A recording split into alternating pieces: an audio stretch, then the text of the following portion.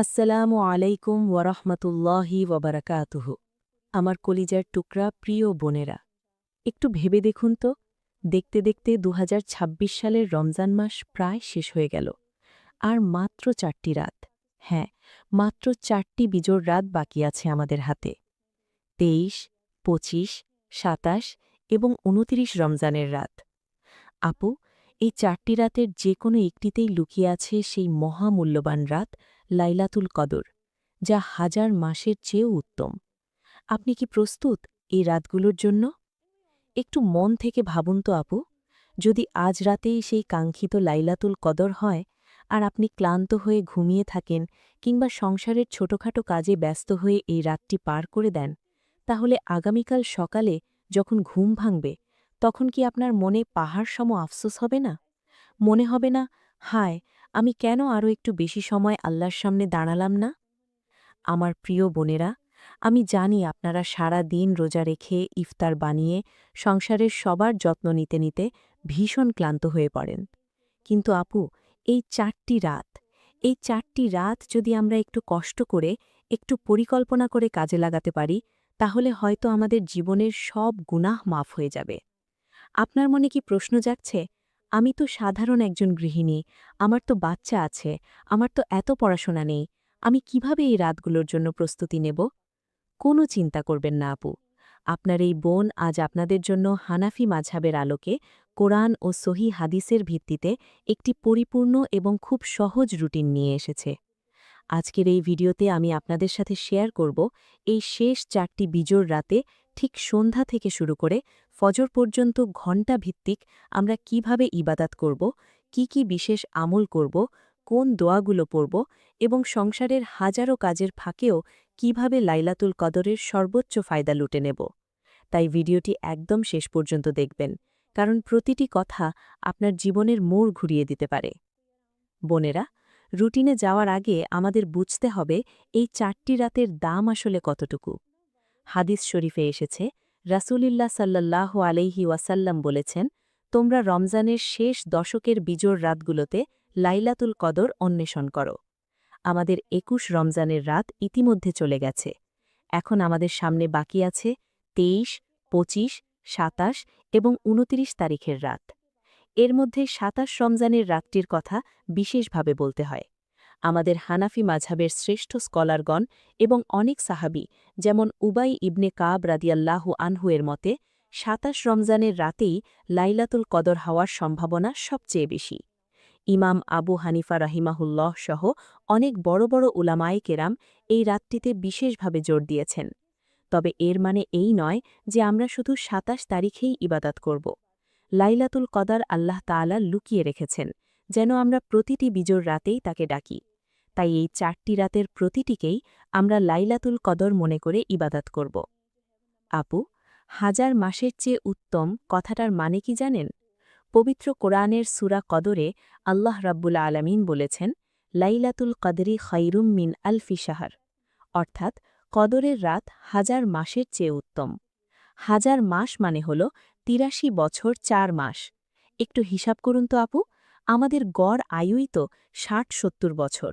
কিন্তু আপনি যদি এই একটি রাত ইবাদাতে কাটাতে পারেন, আল্লাহ তাআলা আপনার আমল নামায় ৮৩ বছর ৪ মাস একটানা ইবাদাত করার সওয়াব লিখে দেবেন। সুবহানাল্লাহ! একজন মানুষ জন্ম থেকে মৃত্যু পর্যন্ত একটানা সিজদায় পড়ে থাকলে যে সওয়াব পেত, আপনি শুধু এই একটি রাতের ইবাদতে তার চেয়েও বেশি সওয়াব পেয়ে যাবেন। রাসূলুল্লাহ সাল্লাল্লাহু আলাইহি ওয়াসাল্লাম এই শেষ দশকে কি করতেন জানেন? উম্মুল মুমিনিন আয়েশা রাদিয়াল্লাহু আনহা বলেন, যখন রমজানের শেষ দশক আসত, তখন রাসূল সাল্লাল্লাহু আলাইহি ওয়াসাল্লাম তার লুঙ্গি শক্ত করে বাঁধতেন, নিজে সারা রাত জেগে ইবাদাত করতেন এবং তার পরিবারের সদস্যদের জাগিয়ে দিতেন। প্রিয় বোন, যখন নবীজি সাল্লাল্লাহু আলাইহি ওয়াসাল্লামের মতো নিষ্পাপ মানুষ, যার আগের এবং পরের সব গুনাহ মাফ, তাহলে আমাদের মতো গুনাহগার বান্দাদের কি এই ৪টি রাতে ঘুমানো সাজে? আসুন, আমরাও কোমর বেঁধে নেই। আপু, এখন আমি আপনাদের একটি ঘণ্টা ভিত্তিক রুটিন দিচ্ছি। ২৩, ২৫, ২৭ এবং ২৯ এই ৪টি রাতের প্রতিটিতে আপনারা ঠিক এই রুটিনটি অনুসরণ করবেন ইনশাআল্লাহ। শুরুতেই সন্ধ্যা বা মাগরিবের পরের সময় লাইলাতুল কাদর কিন্তু শুরু হয়ে যায় মাগরিবের আজানের সাথে সাথেই, তাই আমাদের ইবাদাত শুরু হবে ইফতারের পর থেকেই। ইফতার করে খুব দ্রুত মাগরিবের ফরজ নামাজটা পড়ে নেবেন। এরপর হানাফি মাঝহাব অনুযায়ী অবশ্যই 2 রাকাত সুন্নাত এবং সম্ভব হলে 2 থেকে 6 রাকাত আওয়াবিন নামাজ পড়বেন। এই সময়টাতে দুনিয়াবি গল্পগজব একদম বন্ধ। ইফতারের পর শরীরটা একটু ক্লান্ত লাগতে পারে, তখন বসে বসে জিকির করবেন। সুবহানাল্লাহ, আলহামদুলিল্লাহ, লা ইলাহা ইল্লাল্লাহ, আল্লাহু আকবার পড়বেন। মাগরিবের পর অবশ্যই একবার আয়াতুল কুরসি পড়বেন। হাদিসে এসেছে, যে ব্যক্তি প্রত্যেক ফরজ নামাজের পর আয়াতুল কুরসি পড়ে তার জান্নাতে যাওয়ার পথে মৃত্যু ছাড়া আর কোনো বাধা থাকে না। এরপর সূরা ইখলাস, সূরা ফালাক এবং সূরা নাস, এই 3টি সূরা 3 বার করে পড়বেন। এটি আপনাকে সারা রাতের জন্য সব ধরনের শয়তানের কুমন্ত্রণা ও খারাপ নজর থেকে রক্ষা করবে। এরপর এশা ও তারাবির সময়। এশার আজান হলেই জামাতের সাথে নামাজ আদায় করে নেবেন। হানাফি মাঝহাব অনুযায়ী আমরা 20 রাকাত তারাবি পড়ব। তারাবির প্রতি 4 রাকাত পরপর যে বিশ্রাম নেওয়া হয়, তখন চুপ না থেকে ইস্তিগফার ও দরুদ পড়বেন। তারাবি শেষে অন্তত 1 পারা কোরআন তেলাওয়াতের চেষ্টা করবেন। যদি 1 পারা সম্ভব না হয়, যতটুকু পারেন অর্থসহ পড়বেন, কারণ এটি কোরআনের মাস, কোরআনের রাত। এরপর 100 বার ইস্তিগফার পড়বেন। খুব ছোট একটি ইস্তিগফার, আস্তাগফিরুল্লাহ ওয়া আতুবু ইলাইহি। নবীজির ওপর 100 বার দরুদ পড়বেন। সবচেয়ে উত্তম হল দরুদে ইব্রাহিম পড়া। যদি সময় কম থাকে তবে সাল্লাল্লাহু আলাইহি ওয়াসাল্লাম পড়বেন। এরপর আসুন সংক্ষিপ্ত বিশ্রামের কথায়। ইসলাম আমাদের ওপর কোনো জোর জবরদস্তি চাপিয়ে দেয়নি আপু। আমাদের শরীর আছে, তার বিশ্রাম প্রয়োজন। রাত 11টার দিকে সংসারের সব কাজ গুছিয়ে একটু বিছানায় যাবেন। লাইলাতুল কদরের রাতেও সামান্য সময় ঘুমানো সুন্নত, যাতে শেষ রাতে উঠে সতেজভাবে ইবাদত করা যায়। অজু করে বিছানায় যাবেন, ডান কাত হয়ে শুয়ে ঘুমানোর দোয়া পড়বেন।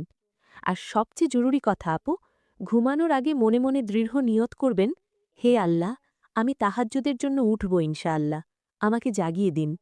হাদিসে এসেছে, কেউ যদি ইবাদতে নিয়ত করে ঘুমায় আর ক্লান্তির কারণে ঘুম নাও ভাঙে, আল্লাহ তাআলা তার আমলনামায় সারা রাত ইবাদতের সওয়াব লিখে দেন। সুবহান আল্লাহ। এবার আসি রাতের শেষ ভাগে।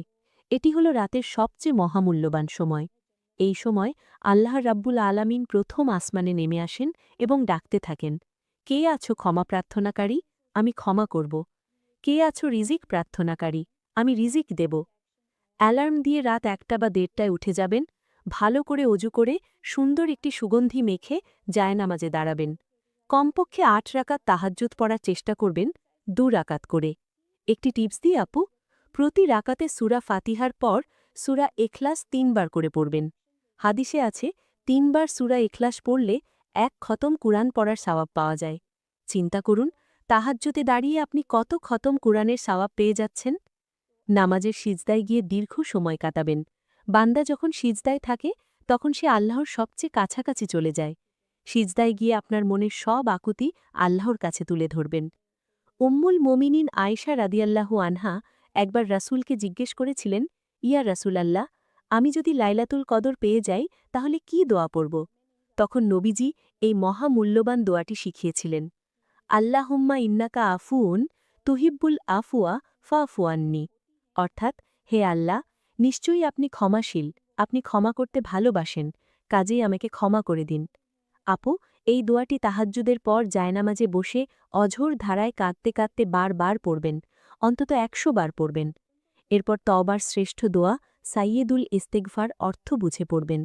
এরপর হাত তুলে আল্লাহর কাছে ভিখারির মতো চাইবেন, নিজের সব গুনাহের কথা স্বীকার করবেন।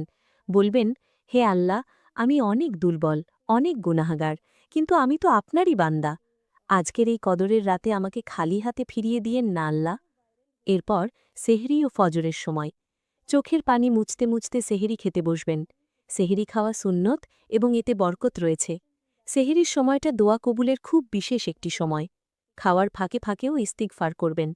আজান হওয়ার সাথে সাথে ফজরের 2 রাকাত সুন্নত এবং 2 রাকাত ফরজ খুব মনোযোগ দিয়ে আদায় করবেন। খেয়াল রাখবেন, সারা রাত ইবাদত করে যেন ফজরের ফরজ নামাজটা ছুটে না যায়।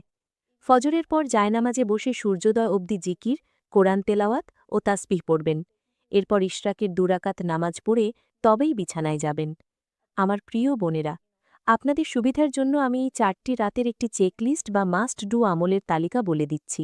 আপনারা চাইলে এটি লিখে রাখতে পারেন। ১. লাইলাতুল কদরের দোয়া আল্লাহুম্মা ইন্নাকা আফুন রাতে উঠতে বসতে কমপক্ষে ১০০ বার পড়বেন। ২. সাইয়েদুল ইস্তেগফার সন্ধ্যা রাতে একবার এবং শেষ রাতে একবার অবশ্যই পড়বেন। ৩. নবীজির উপর কমপক্ষে ১০০ বার দরুদ পাঠ করবেন। ৪. প্রতি রাতে কমপক্ষে ১ পারা অথবা যতটুকু আপনার পক্ষে সম্ভব কোরআন তেলাওয়াত করবেন। ৫. রাতে ঘুম থেকে উঠে কমপক্ষে ২ রাকাত হলেও তাহাজ্জুদ পড়বেন। ৬. তাহাজ্জুদের সিজদায় গিয়ে নিজের ভাষায় আল্লাহর কাছে প্রাণ খুলে চাইবেন। ৭. আপনার বাবা-মা, শাশুড়-শাশুড়ি বা আত্মীয়স্বজন যারা কবরে আছেন তাদের জন্য চোখের পানি ফেলে দোয়া করবেন। ৮. নিজের জন্য বিশেষ করে ঈমানের সাথে মৃত্যু, জাহান্নাম থেকে মুক্তি, হালাল রিজিক, নেককার সন্তান এবং বিনা হিসাবে জান্নাতুল ফিরদাউস পাওয়ার দোয়া করবেন। এখন আমি সেই সকল বোনেদের কথা বলবো যারা ভাবছেন, আপু আমার তো ছোট বাচ্চা আছে, আমার তো অনেক যৌথ পরিবারের কাজ, আমি এত লম্বা সময় কিভাবে পাব? প্রিয় বোন আমার, ইসলাম খুবই বাস্তবসম্মত একটি জীবন ব্যবস্থা। আল্লাহ আপনার পরিস্থিতি জানেন। রাতে ইবাদত করার সময় যদি আপনার ছোট বাচ্চাটি কেঁদে ওঠে, তাকে কোলে নিয়ে দুধ খাওয়াতে খাওয়াতেও আপনি মনে মনে জিকির করতে পারেন। বাচ্চার মুখে হাসি ফোটানো, তাকে শান্ত করাও একজন মায়ের জন্য ইবাদত। আপনি বাচ্চাকে কোলে নিয়ে হাঁটতে হাঁটতেও আল্লাহুম্মা ইন্নাকা আফুন পড়তে পারেন। রাতের বেলা হয়তো আপনাকে সেহেরি রান্না করতে হচ্ছে, টেবিল গুছাতে হচ্ছে। আপু, রান্নাঘরের কাজ করতে করতেই আপনি মুখে সূরা ইখলাস পড়ুন, দরুদ পড়ুন, ইস্তিগফার করুন। আপনার ওই ঘাম ঝরানো পরিশ্রম আর জিকির দুটোই আল্লাহ দেখছেন। আল্লাহ আপনার নিয়ত দেখেন, কাজের পরিমাণ নয়। যদি কোনো রাতে আপনি প্রচণ্ড ক্লান্ত থাকেন, শরীর একদমই সাথ না দেয়, তবুও আপু একেবারে ঘুমিয়ে পড়বেন না। অন্তত অজু করে জায়নামাজে বসে মাত্র ২ রাকাত তাহাজ্জুদ পড়বেন। এরপর হাত তুলে ২ ফোঁটা চোখের পানি ফেলে আল্লাহকে বলবেন, হে আল্লাহ, আমার শরীর ক্লান্ত, কিন্তু আমার মন আপনার কাছে পড়ে আছে। আমাকে আজকের রাতের বরকত থেকে বঞ্চিত করবেন না আল্লাহ। বিশ্বাস করুন আপু, আপনার ওই ২ রাকাত নামাজ আর ২ ফোঁটা চোখের পানি হয়তো আল্লাহর আরশ কাঁপিয়ে দেওয়ার জন্য যথেষ্ট। আর হ্যাঁ, যেসব বোনেদের এই সময়ে পিরিয়ড বা হায়েজ থাকবে, আপনারা নামাজই কোরআন স্পর্শ করা ছাড়া বাকি সব আমল করতে পারবেন। জায়নামাজে বসে জিকির, দোয়া, দরুদ, ইস্তিগফার সবকিছু চালিয়ে যাবেন। লাইলাতুল কদরের রহমত থেকে আপনারাও বঞ্চিত হবেন না ইনশাআল্লাহ। আমার কলিজার টুকরা বোনেরা, এই ২০২৬ সালের রমজান হয়তো আমাদের জীবনের শেষ রমজান হতে পারে। কে জানে, আগামী বছর এই সময় আমরা মাটির ওপরে থাকব নাকি নিচে। তাই আসুন, এই ২৩, ২৫, ২৭ এবং ২৯ রমজানের রাতগুলোকে আমরা জীবনের শেষ সুযোগ মনে করে আঁকড়ে ধরি। আল্লাহ রাব্বুল আলামিন আমাদের সব বোনকে লাইলাতুল কদর নসিব করুন, আমাদের জীবনের সব গুনাহ মাফ করে দিন এবং আমাদের সবাইকে জান্নাতুল ফিরদাউসে একসাথে মিলিত হওয়ার তৌফিক দান করুন। আমিন ইয়া রাব্বাল আলামিন। ভিডিওটি আপনার অন্যান্য বোন, বান্ধবী এবং পরিবারের সাথে শেয়ার করতে ভুলবেন না, কারণ আপনার শেয়ার করা ভিডিও দেখে কেউ যদি আমল করে, তার সওয়াবের একটি অংশ আল্লাহ আপনার আমলনামায়ও লিখে দেবেন। ভালো থাকবেন, আমার জন্য দোয়া করবেন। আসসালামু আলাইকুম ওয়া রাহমাতুল্লাহি ওয়া বারাকাতুহু।